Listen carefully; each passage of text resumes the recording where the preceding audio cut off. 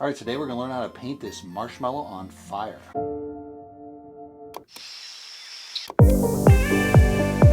All right, the question today is, who is Ansel Adams?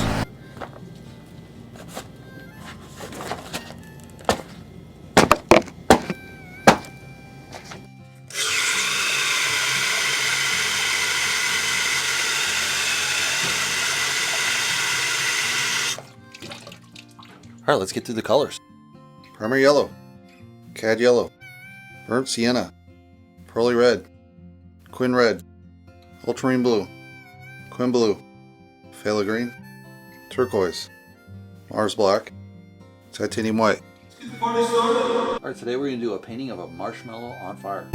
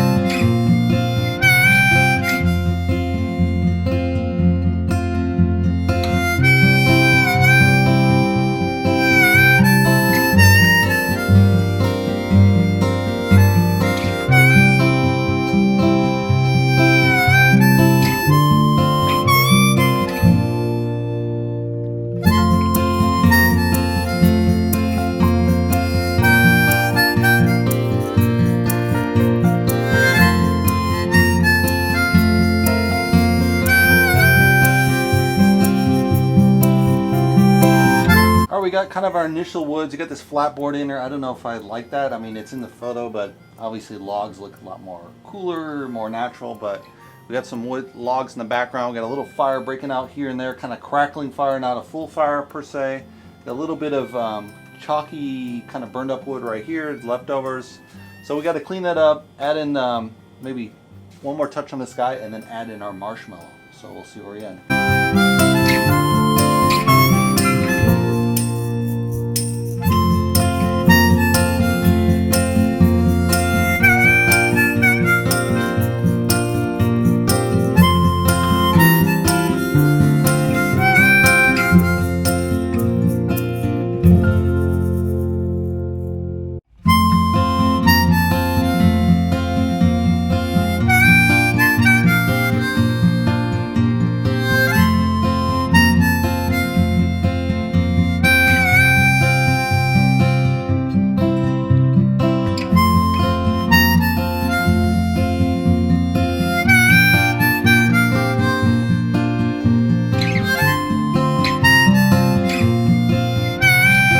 Ansel Adams is a famous American photographer, and initially he started out as a pianist, interesting enough, and he did that for I think maybe 8 years, and then he realized his hands were just too small. He didn't have the he didn't have the reach of a normal pianist, so he could only play certain songs, as well as he couldn't overcome the fact that he didn't like to play in a trio or a duo with other musicians per se, and he didn't pick that up very well.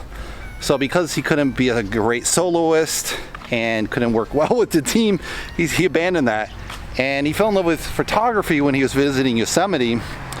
And interesting enough, one of his visits, he went to Yosemite because he had the 1918 Spanish flu, which right now we have COVID, so Ansel Adams had Spanish flu Took him several weeks to recover, and he's becoming kind of well, he kind of had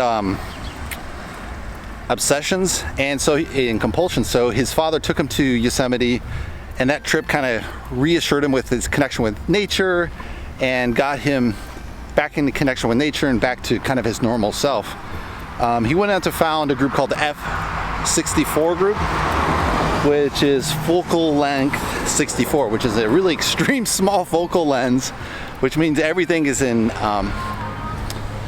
completely in focus. There's no out of focused areas, which if you think about photography nowadays, especially the stuff you send in, I mean, most of it's always in focus. They don't have any sense of any part of the photo being out of focus. You might have a blur per se from extended timing on the photography, but all the areas of the photograph are sharp, and it's probably due to this kind of group under Ansel Adams doing F64 and this pure photography, extreme focus.